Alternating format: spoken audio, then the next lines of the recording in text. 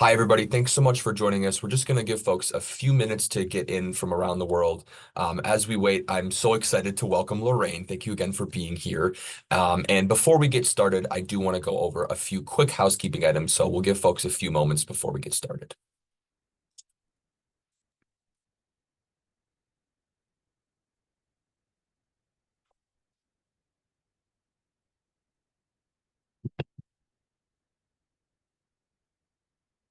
I can still see some folks joining, but I am going to go over these just so we can pass it over to Lorraine soon.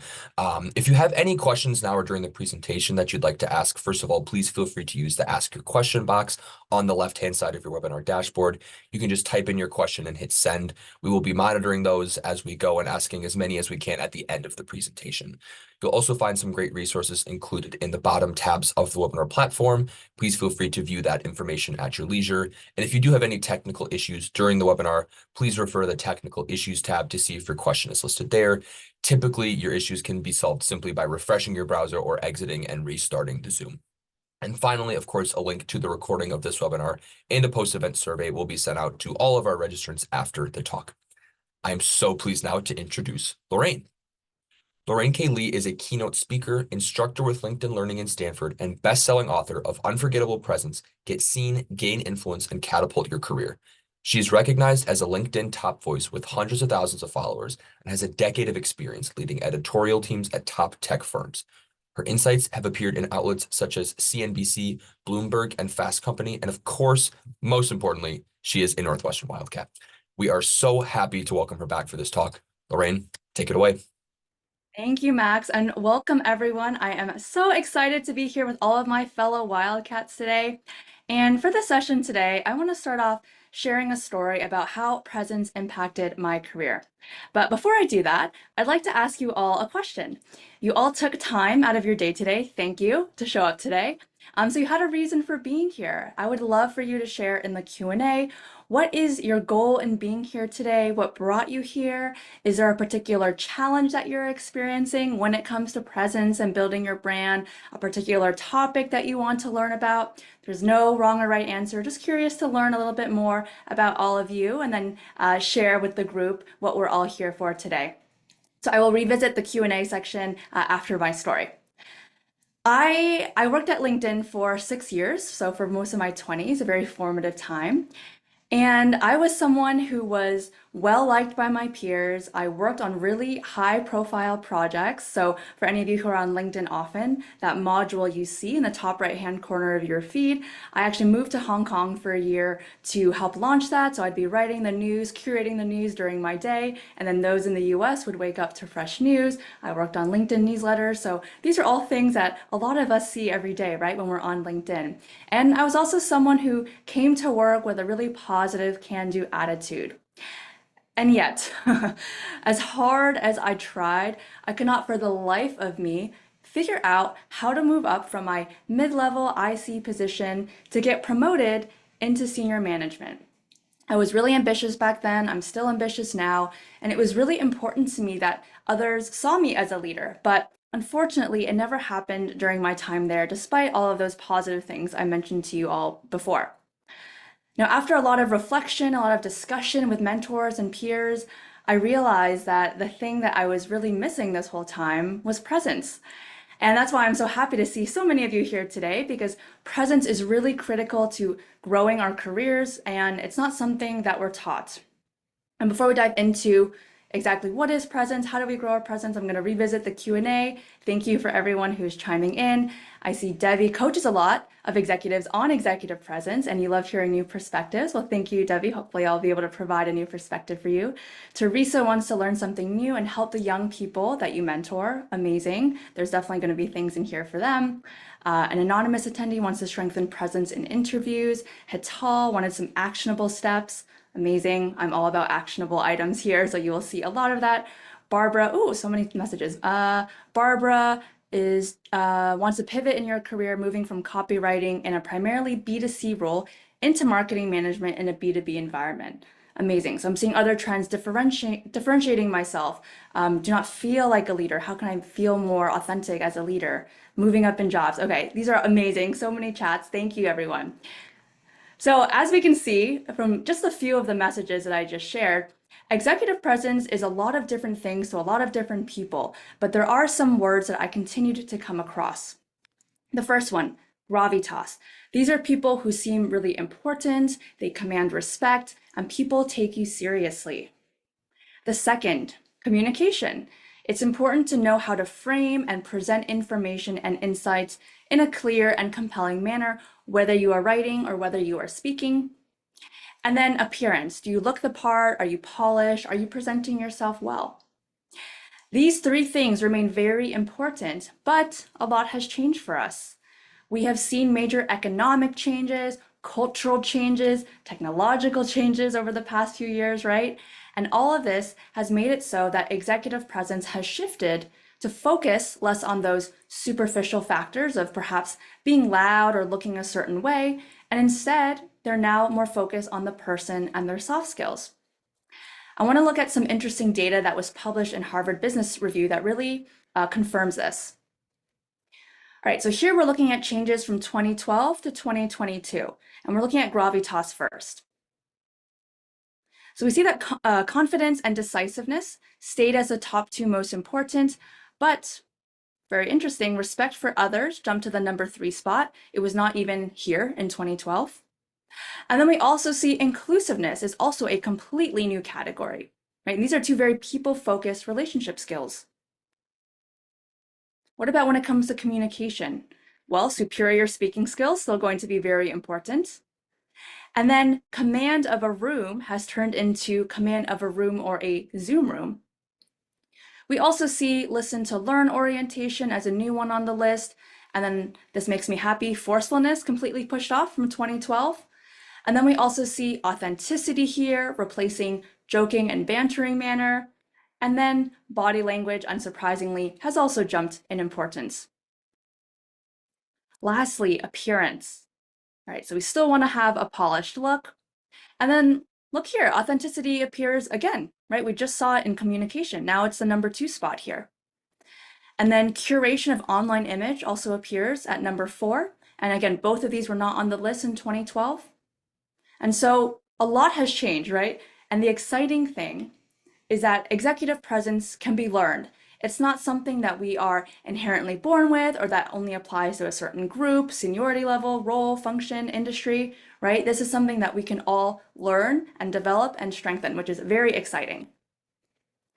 Now, executive presence is a big topic with lots of moving parts, so we could be talking about it all day. But for the session today, I've narrowed it down to focus on 3 areas that I view as really critical that will help you grow your presence and help you increase your authority and confidence.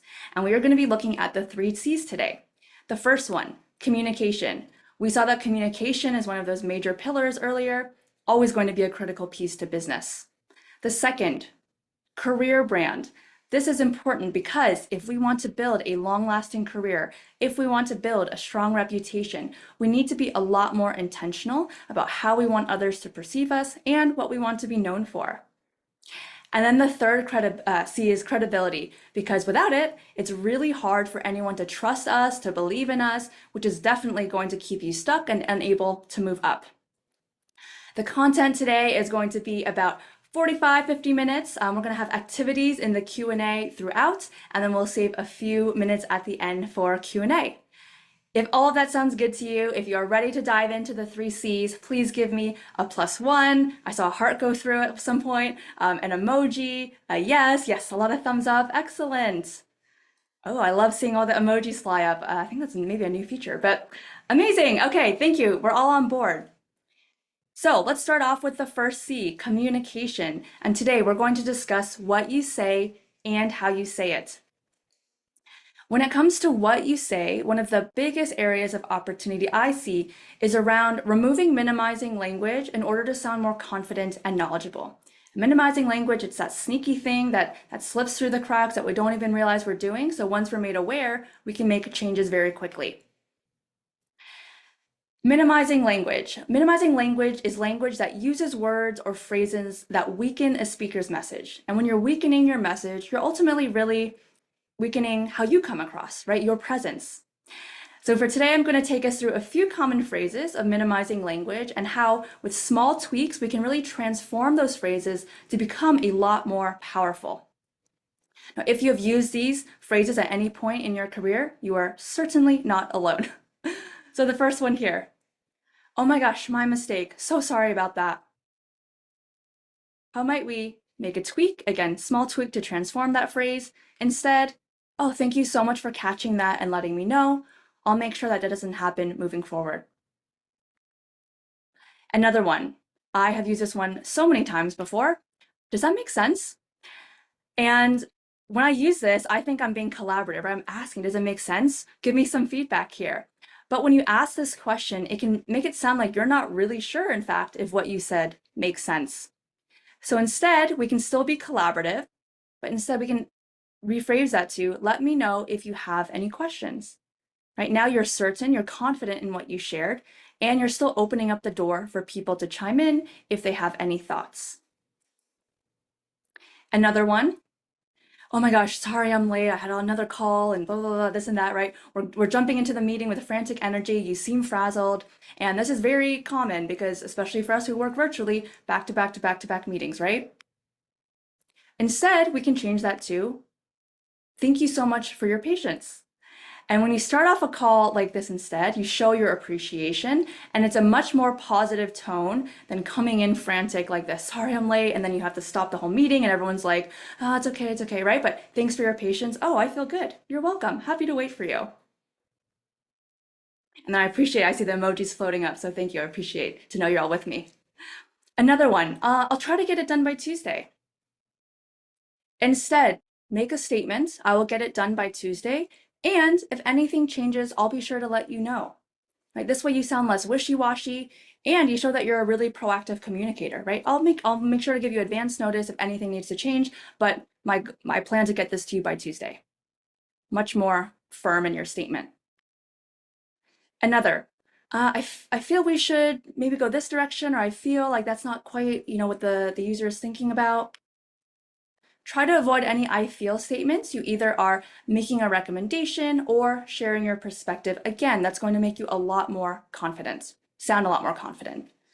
And lastly, perhaps one of the worst offenders, just, I just wanted to add really quickly, just really quick, my 2 cents here. You should be able to take up that space. The just minimizes anything you're going to say afterwards. Make your statement, don't include just, and it's going to be more powerful. People will listen to you. So we want to try to eliminate that one altogether. Now that we have some examples under our belts, I want us to do our first group activity together. We have 3 minimizing statements here. Sorry to bother you, but I'm not sure if this is right, and this may not be important. In the Q&A, I want you to choose at least one of these statements and write the more powerful version of that statement. So let's call this number 1, number 2, number 3. So you don't have to type it out, the full thing in the Q&A. So let me know, do you choose number 1, number 2, or number 3? And then write what the new, more powerful version of that statement would be. So I'll give everyone 1 minute to do this. And then once you're ready, throw it in the Q&A and we'll go through some of them together, get some inspiration from one another. So I'll start the timer for 1 minute.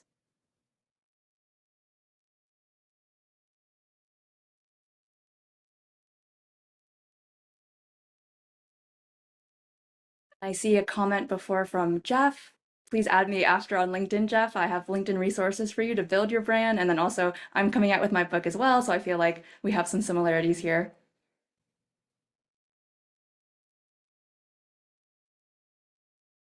Okay, Debbie, thank you for your attention. I noticed XYZ. Nice, thank you. The appreciation. Everyone loves appreciation. Allison says, instead of sorry to bother you, it's going to be, are you available? I would love your help with something. Yeah, excellent. People love feeling like, they have the advice to give, they have the expertise, so you're also framing that up very nicely. Joyce, instead of, I'm not sure if this is right, instead, my perspective is that XYZ. Excellent. And Brittany, number 3, we haven't discussed this yet as a group, but I'd like to raise a potentially important point. Nice. So you might not be sure of what you're going to say. So cushioning phrases like you just used, Brittany, is excellent.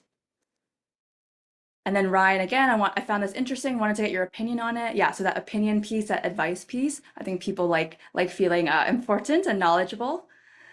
And then let's get one more.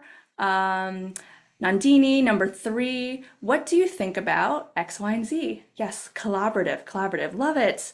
Okay, well, you're all so fast. These were amazing. Let's look at some alternative examples. Some of mine are similar to yours. Sorry to bother you, but I'd love to get your input when you have a moment. I'm not sure if this is right. The data suggests that, and this may not be important, but I think it's important to consider XYZ. So in line with a lot of what you all shared, thank you, wonderful responses. Next, let's talk about how we're speaking. Right, so we just covered how we might adjust what we say. What about how we say those things? Now, we learned earlier that being able to command a Zoom room is a top criteria for executive presence when it comes to communications, unsurprisingly. Let's dig into that a little bit further. One of the most important things to think about to strengthen your virtual communication is going to be your body language. This means that I do not want you to make yourself smaller on camera, right? I want you to take up the space that is given to you and that you deserve. What does that look like? Well, that means we want our framing to look something like this on camera. We have a little bit of space above the top of our head, so it doesn't look like we're hitting the top of the ceiling here. And then you can see I'm showing more of my torso. And what happens when I do that is it allows me to use my hands on camera, right? If I was this small and you're looking down on me, to use my hands, this is exercise squat right now, to use my hands, I would have to raise them by my head, which looks very unnatural. Instead, it's here. And the reason I want you to show your hands on camera is because research has shown when you show your palms on camera, when you show your hands on camera, you appear warmer, more personable, more energetic, all of these really positive things just by moving your hands on camera. So when you adjust your framing, you move your hands a little bit higher than feels natural, and you're going to get all those really positive benefits. Now, what you want to avoid, again, we don't want to live too high up here, and we don't want to keep our hands resting on our keyboard or resting on our mouse below the frame. One other thing to note, I had this coaching client, and I would always tell him, use your hands on camera, use your hands. And he's like, I am using my hands. But what he was doing is he was moving his hands down here below the screen. Now, what happens when I start moving my hands below, you just see my arms kind of twitching. It's a little bit weird, right? Maybe you'll see like a finger popping in every now and then. Also distracting versus, again, lift it up so it's in the frame, stays in the frame, so you all can see my hands. Next, I want to talk about how we say things with our voice, and I want to talk about our breath more specifically. We're going to do an exercise together, practicing 2 different types of breathing, chest breathing and belly breathing. So I can't see you all, but I'm going to trust you're doing this with me. I'd like you to put your hand on your chest, please. And I want you to take a big breath in, and when you do that, your chest and hand are going to expand out. All right, so a big breath in and out. One more time in and out. All right, that's chest breathing. Now I want you to put your hands on your obliques or on your belly, and now you're going to have this move in and out while your chest stays relatively still. So one more time, breathe in and out and in and out. All right, so hopefully you felt the difference between the two. You were able to move those different parts of your body.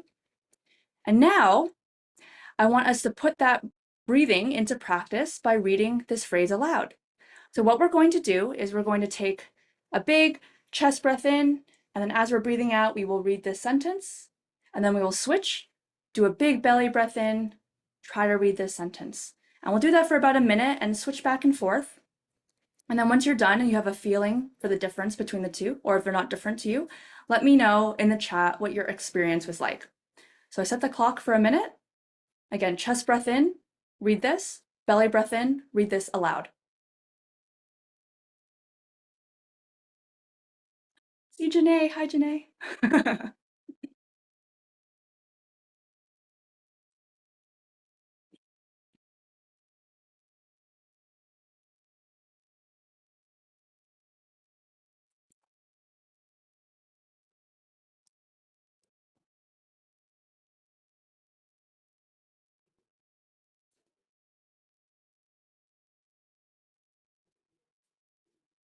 Okay, so let me know in the chat. Hopefully you're finishing up now. How was it reading this phrase aloud with the different types of breathing? What did you feel? Were they the same? Was one easier? Did you struggle with one? Let me know in the Q&A.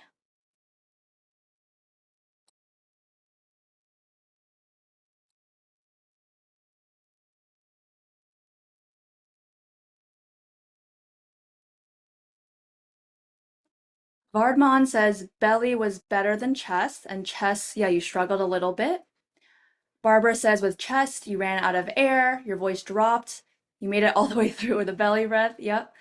Garrett, hello Garrett. The belly breathing made my voice slightly more sonorous. Chest breathing seemed to make my voice a bit strained and was struggling to keep your voice stable. Yeah. Oh, hi Bonnie. Bonnie also says chest breathing, more natural. Okay, it looks like most of you are saying belly breathing. Okay, sometimes some people say chest breathing feels better to them, but as we can see, belly overall is going to make us feel more supported, more grounded. It's going to make our voice sound richer, sound fuller. And one, I guess, helpful hack to know is when we are presenting or speaking in those high stakes situations, what happens is that our breath does move to our chest. So if you've ever presented in front of an executive or in front of a room and you're just really nervous and you're like, why can I not finish my sentence? Why can I not speak right now? Often it's because our breath moves up into our chest and it's like more shallow breathing. And so if you notice that, you can catch yourself if you're feeling winded for whatever reason, try to move your breath lower in your belly. And this is a reminder, we don't have to be the loudest voices in the room. Remember we saw authenticity earlier, actually twice, right in that data. I'm personally a little bit of a quieter person. I'm definitely more introverted, but I have found when you breathe through your belly, you do feel more grounded and you're able to project a little bit easier and more naturally in a way that doesn't feel like, oh, I'm screaming to get heard. But when you start breathing through your belly, your voice will naturally resonate, as some of you mentioned. All right, well, with that, we will move into our first recap with communications. So we learned two skills today. We learned how to improve what we say through eliminating minimizing language. And then we learned about how we say it through body language on video and our voice. And now I want to talk about the second C, which is our career brands. And career brands are so important because companies, they will come and go, but your career or personal brand is really going to stick with you forever. Now, there are a number of misconceptions around the phrase personal brand or career brand. For example, career brands are all about self-promotion or only extroverts have career brands, or it's only for executives. And I want you to reframe this. Those are all false myths, right? Reframe this so that you're thinking about it a little bit differently. Now, self-promotion is actually a really important skill. When you place it in the context of having a career brand, self-promotion is going to be a way to show your value. It's not meant for you to brag, but how you make contributions and learnings that others can benefit from, right? If you don't talk about your work, who's going to talk about it? The second, it's not just for extroverts. I mentioned just now I'm an introvert. Everyone needs to show their strengths and to be consistent in how they show up, and the way you do it can be different depending on what feels authentic to you. So if you're an extrovert, great. If you're an introvert, great. You both can have career brands. And the last one here, executives got to where they are because they had a strong brand, right? They didn't just show up one day and then they became the executive. They had to make it known that they had the knowledge and skills and desire to get where they are. And this is something they're staying consistent with, repeating many, many times up until that point. Another way to think about it is, what are people saying about you when you're not in the room? Can you answer this question right now? What are people saying about you when you're not in the room? When you build an intentional career brand, you are going to be able to positively impact what people say, which hopefully makes you excited, makes you feel empowered, right? For me at LinkedIn, I shared that story at the beginning. People probably describe me as a doer, a great teammate, and a fast worker. And those are all positive adjectives, right? But if I wanted to be seen as a leader, those are not often the adjectives that come to mind for people, right? Instead, you want to be strategic, innovative, influential. I want us to start thinking through what is our career brand right now and get these things in writing. So either on your laptop or on a piece of paper, I want you to write down a few ways for how you think people currently view you, and then write down a few ways how you want people to view you in a future state. And so I'll give you all 1 minute to do this. And it's not always the easiest exercise. It does take some self-reflection. I encourage you to think through this even more after we have to say goodbye today. But this is really helpful to get a start. And if you're struggling with coming up with the current, most of us know the future, but we're struggling to come up with the current. This is a really great prompt for you to talk to your manager, talk to your peers, talk to your family and friends to see, how do people perceive me right now? So I set the clock for a minute, and then I will not force anyone, but if you feel comfortable sharing the current and the future, I'm sure all of us can get inspiration from that.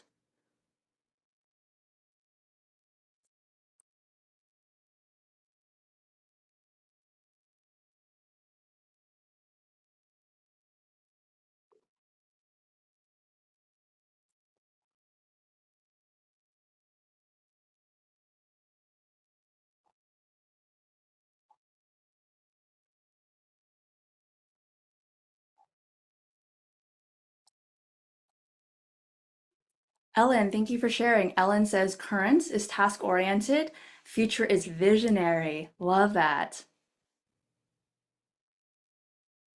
And I think too, as we start thinking through these changes, I encourage you also to bring these adjectives back to your workplace and share with people, hey, this is, confirm, this is how you currently see me. This is what I want to come across as in the future. Can you help me get there? Can you give me feedback to become more visionary? Or like when you see me do something that's antithesis to being visionary, can you let me know? I want to make sure I'm doing the things that contribute to my future career brand. So thank you, Ellen, for sharing that. All right, anyone else want to share? We're a little bit over a minute. I will give us 15 more seconds in case anyone else wants to share. And if not, we're about to jump into another exercise. And I see all the questions coming in. Thank you. Max will collect those and we can address those at the end. Okay, Allison says, current, always looking for consensus, and then future, able to drive results. Nice. Yeah, sometimes we can't get consensus and you have to be that person who pushes forward. Excellent. All right, well, an anonymous attendee says subject matter expert, change to thought leader. Excellent. All right, well, I want to do another exercise that will help us get a little bit closer to that future state that we want to be in. And so I want us all to pretend we're in a large team meeting, let's say a team meeting of Northwestern alums, and I'm a new teammate coming in, meeting you for the first time. And we're popcorning around, so that's when, it's like I introduce myself and I say, Max, you go ahead, then Max calls on someone else, and we keep going around. So we're introducing ourselves, and I want you to know I want to know if I was a new teammate, how would you introduce yourself to me? Or we're at a networking event, how would you introduce yourself to me? So throw that in the Q&A, and I'll look at some examples here. I want to get some examples of how you might introduce yourself to a colleague at a networking event.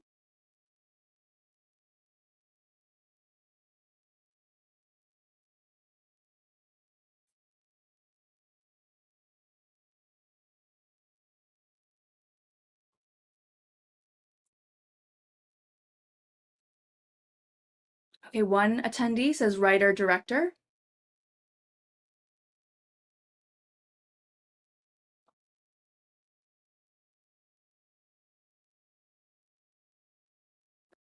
Brittany, I run the editorial team at a global market research firm.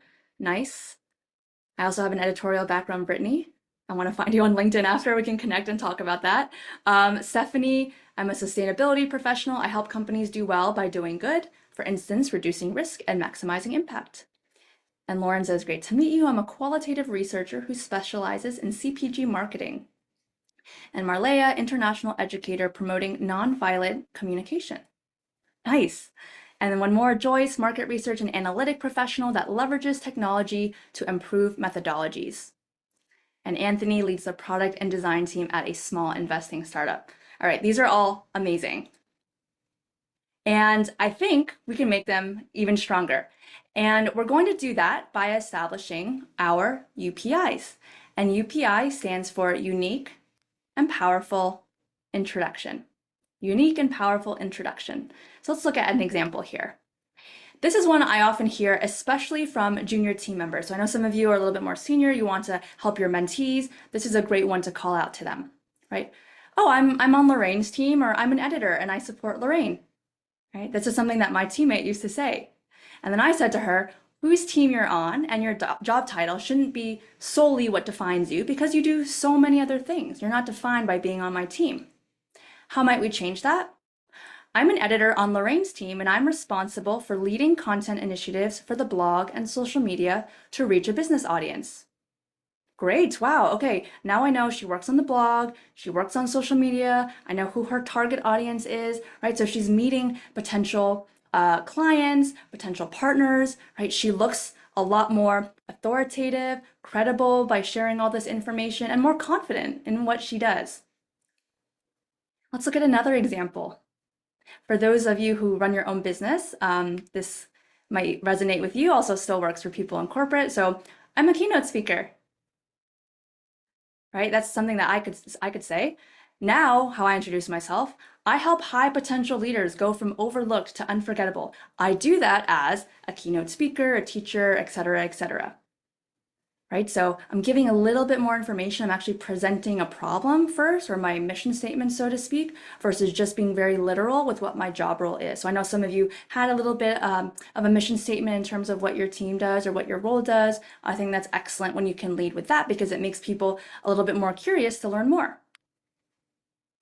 And now we're going to all come up with our own UPI. Now, what do we include in our UPI? Mentioning your role, totally fine. You might also talk about what you do or a problem you solve, right? Like just now I said, oh, I help high potential leaders go from overlooked to unforgettable. You might include who you do it for, or perhaps you have an end user, right? That first example, business professionals, that's my end user. Do you have a mission statement, or does your team have a success metric that you're working towards? So now, if you tell me that, I'll have a better understanding of how I can help you reach that goal. And then, if it makes sense in the context, let others know what they should know about you. It can be personal things. Oh, I'm based in San Francisco. I'm a dog mom. I love to bake, whatever it is. And so I'm going to give you all 2 minutes to come up with something. And I want you to remember that this is not final.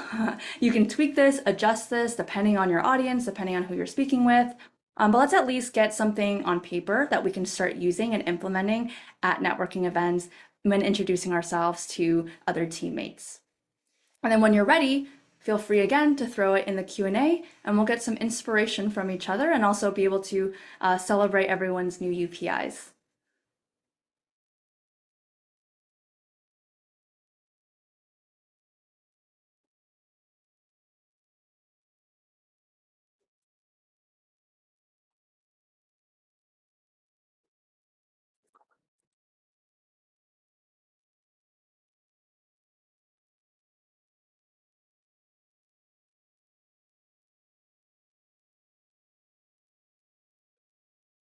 Joyce, thank you. I am a market research and analytics professional that leverages technology to improve methodologies for uncovering consumer preferences for electric vehicles. Outside of work, I perform improv comedy. Nice. Well, very cool. I would definitely have follow-up questions for you, and love the personal anecdote there. Daniel asks, you're recently laid off, don't have a role or work for anyone. How can you frame a UPI?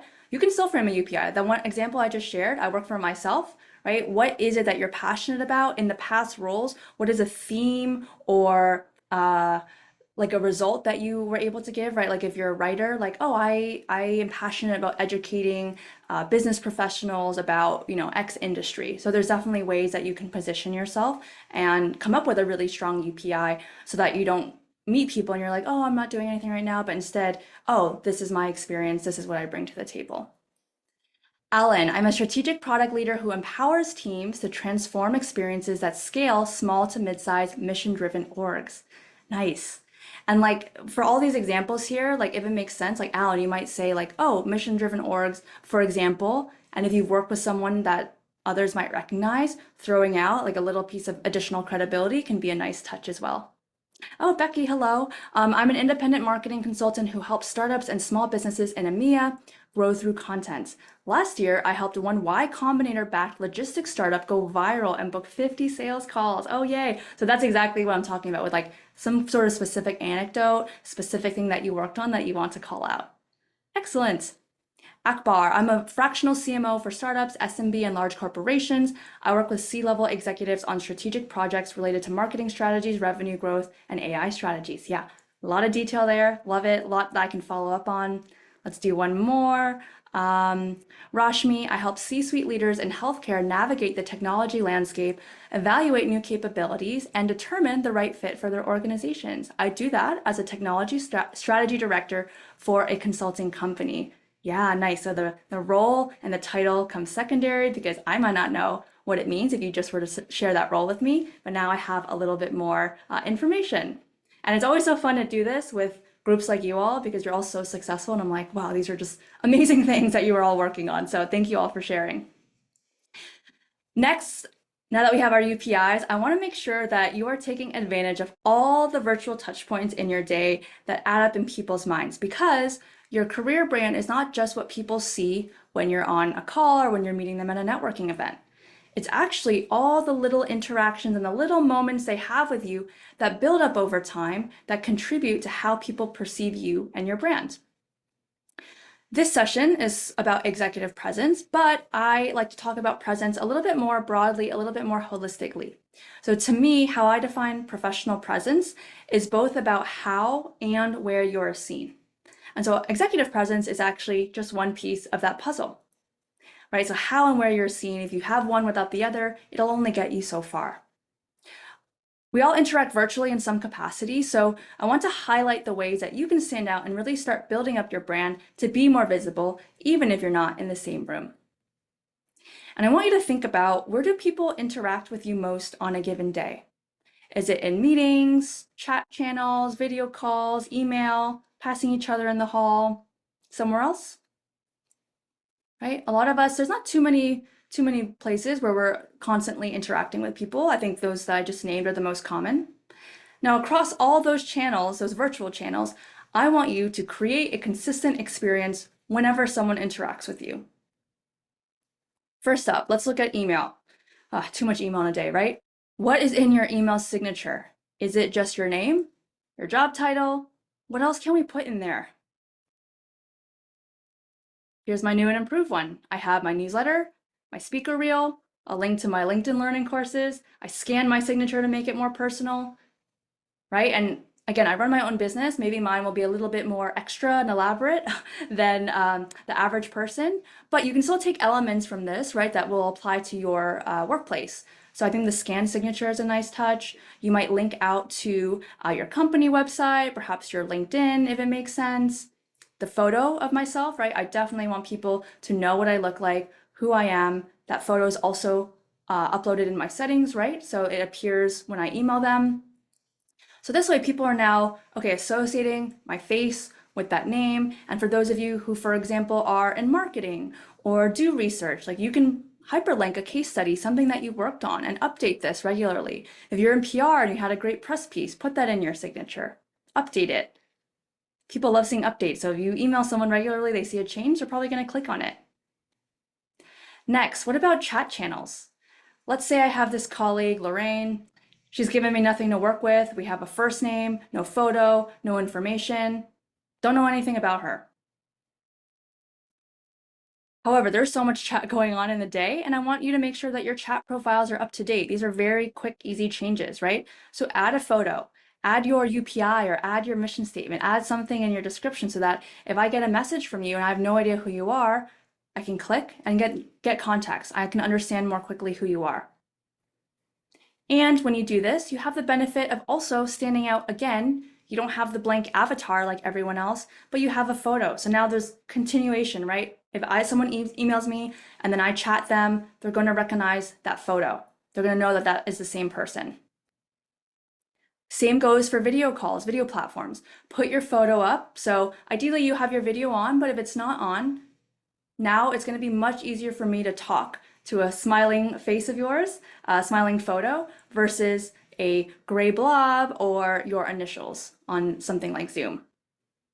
It is so easy when we are virtual to fade in the background, especially again in our virtual environments. It's really easy to be associated with that gray figure. But by being intentional with our presence at every touch point, it really does help us stand out. Platforms like LinkedIn too, like people will come to me and say, you have such a strong presence on LinkedIn. And then through every step of the process, through booking a calendar meeting with me, my Zoom waiting room, like every piece, it stays consistent and they have that good experience. And this is before they've even met me, right? So now that we've covered some key elements that go into our career brand, let's recap. We talked about our current and future perceptions, we came up with our UPIs, and then we optimized a few key virtual touch points. Now for our last C today, we're going to be talking about credibility.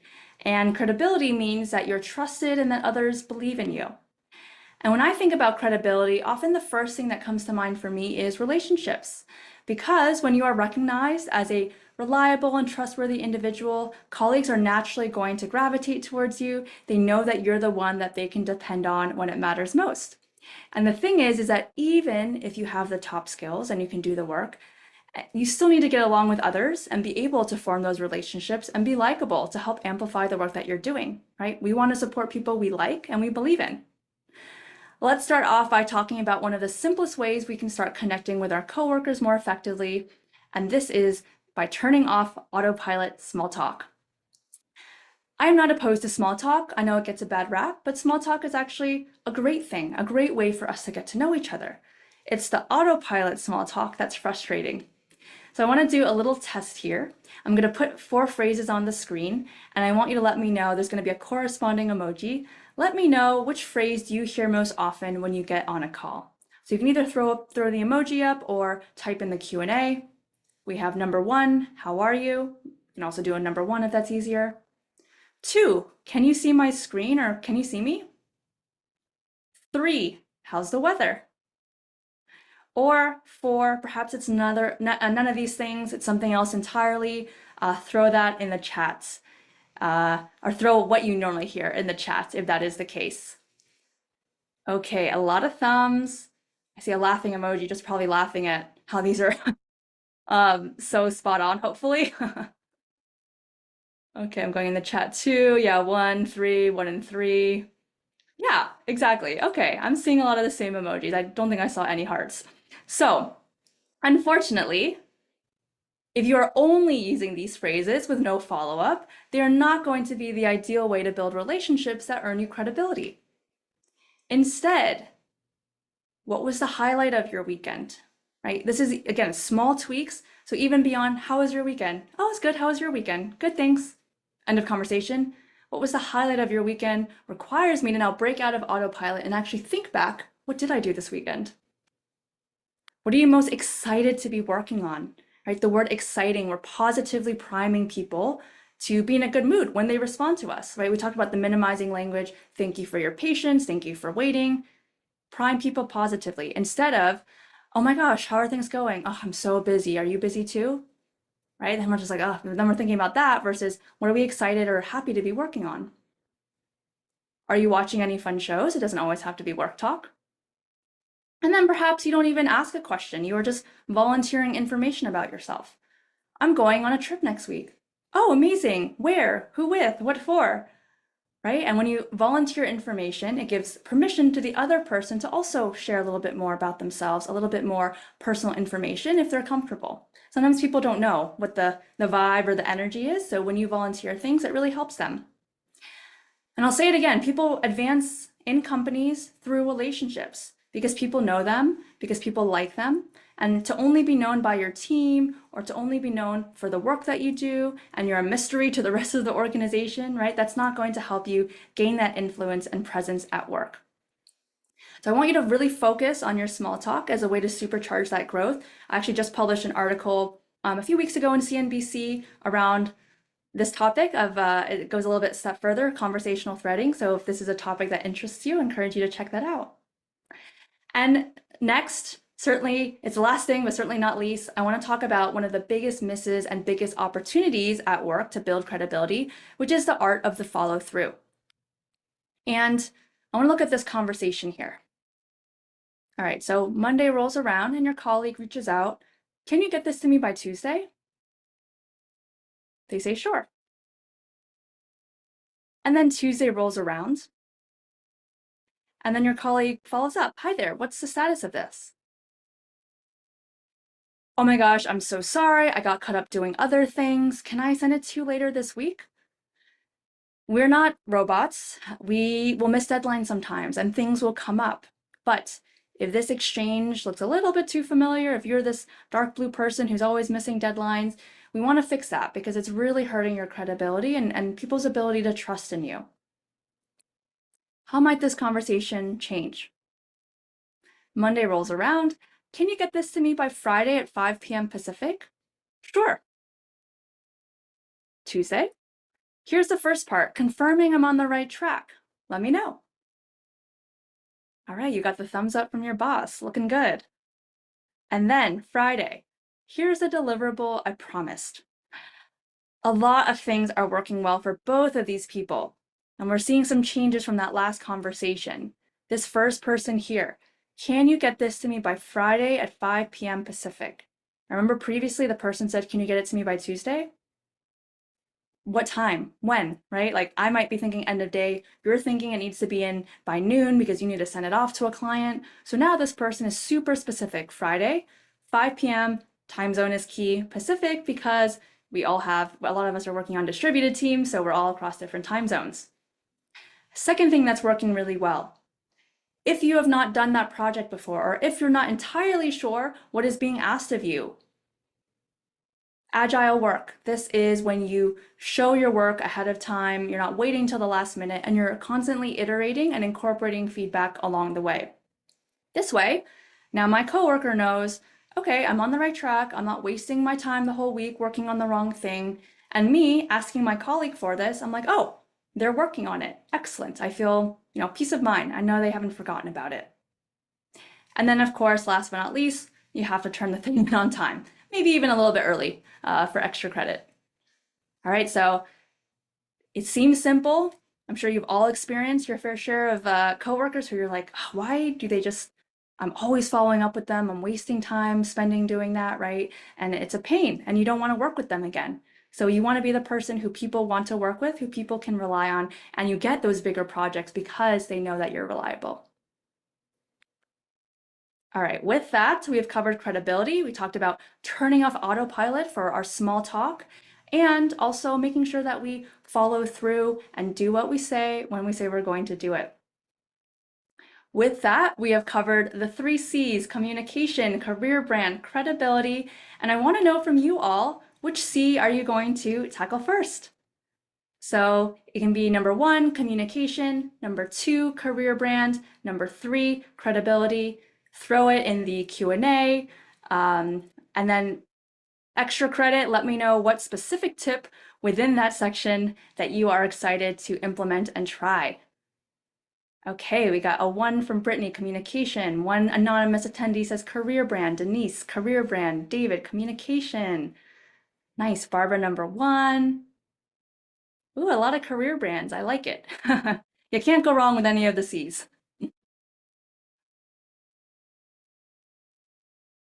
All right, Akbar, career brand. Malaya, career brand. Nandini, more specifically, the current and future state of our career brands, and also eliminating minimizing language.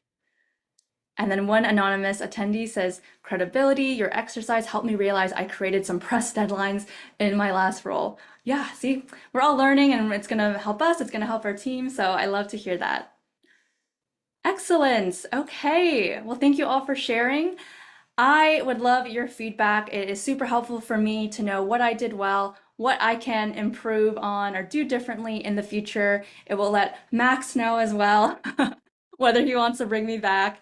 I would love to come back to speak to all of you, but also if you're interested in having me speak at your organization, I have many other topics that I speak on around the topic of professional presence. So please reach out through this QR form if you're interested, and Max will throw that in the chat and also the follow-up email as well. I'll come back to the slide in a second. I also want to let you all know that my book, Unforgettable Presence, is coming out April 22nd. We are just under a month. I'm so excited for it. I interviewed 36 business leaders, CEOs, C-suites at Fortune 500, content creators like Corporate Natalie. I got to interview Daniel Pink, who's an alum, a fellow Wildcat, Alexandra Levitt, who's also a fellow Wildcat. So many amazing voices in this book, including my own stories and experiences to help high potential leaders and ambitious professionals go from overlooked to unforgettable. So my goal is 600 pre-orders by April 22nd. That is what my publisher gave me. We're at about 450 now. So if any of you are interested, would love your support there. You can share it with a mentee for yourself. Whoever would really appreciate any support you can give. And then please connect with me on LinkedIn. Send me updates as you implement the new tips that you learned today. I would love to hear your progress. I have a free newsletter, Career Bites, weekly bite-sized tips to supercharge your career in 3 minutes or less. And then I have many, many free LinkedIn learning courses as well that you can check out. Most of them are nano tips, so you can watch them in 10 minutes or less, which is perfect for, I know all of you are so busy, so encourage you to check me out there as well. And perfect, we have some time for Q&A. So I know I saw some questions coming in, Max.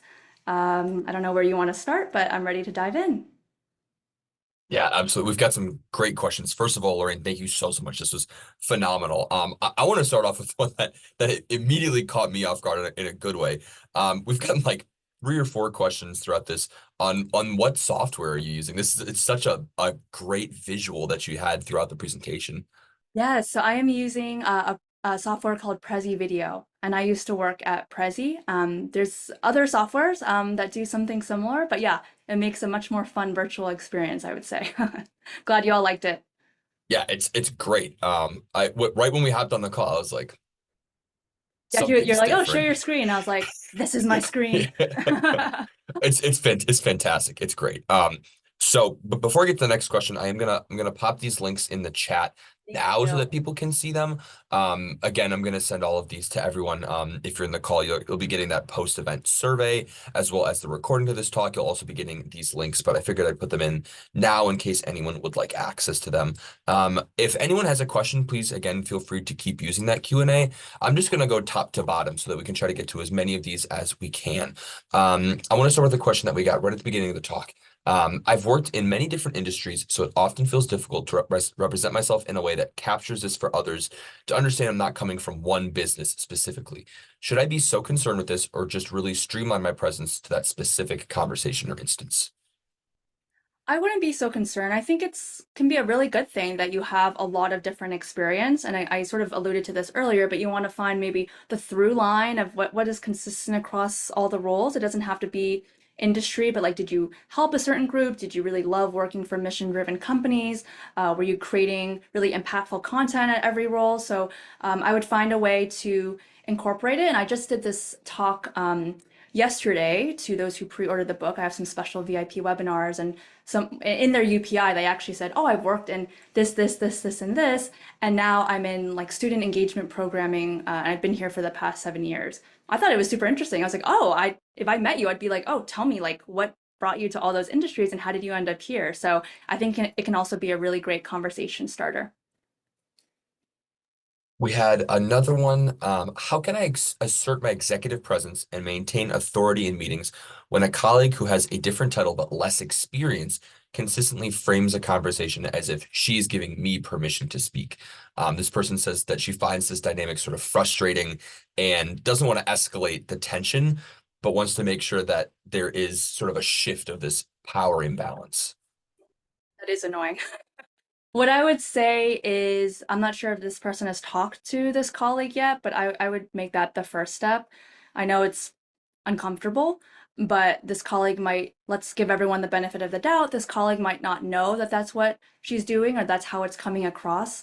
I have this framework in the book, the focus framework, that can help you give hard feedback, frame the situation, state what you observed, state the consequences on the team. This might not be as relevant to you, but the you is really critical. Like understand the impact, make sure the person understands how it's impacting them, right? So, oh, when you say these things, it makes you seem like you are, that you think you're better than me, or whatever like the interpretation is of it, but making sure that they understand like how the perception of them is being impacted, because most of us will be inclined to improve if we know that it's negatively affecting our reputation.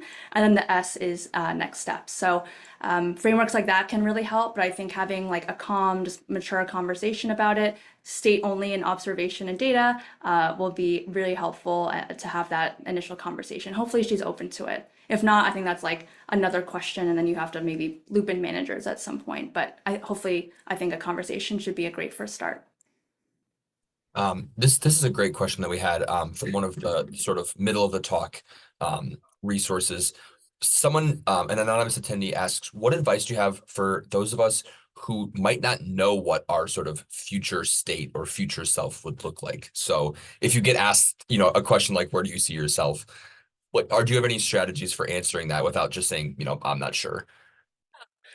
I think future self is really tied to what are the goals you have for yourself. So it might be worth it. Like if you're not sure, like where do you want to go? I think sitting down, reaching out to a mentor. I know Northwestern has so many amazing mentorship programs, and getting asked questions that can help probe a little bit to figure out what exactly it is that you want to do. That will help inform your future self. So for example, if I want to be promoted, there's going to be certain adjectives that people are looking for people at that particular level. Right? If you are looking for a new role, like that is going to be a different list of adjectives. Oh, for this role in interviews, I want to come across as X, Y, and Z. So it's really thinking about like the goal. It can be a short-term goal. It doesn't have to be, again, 5 years from now. Future doesn't have to be super far out. This is a great question that Alan asks, and this is actually one that we've gotten in other webinars that people have asked. So obviously, there's wonderful people at Northwestern, but we're not going to hide from it. It's a phenomenal school, and there is that name recognition. He asked, what are your thoughts on using an email like an alumni.northwestern.edu, an alumni.harvard.edu, for example, versus using a work email or a personal email, something like that in your send off? I like to use either your work email or your personal email, and feel free others to chime into the Q&A if you think differently. I think that when I see the university email, I think the person is very young and still in school.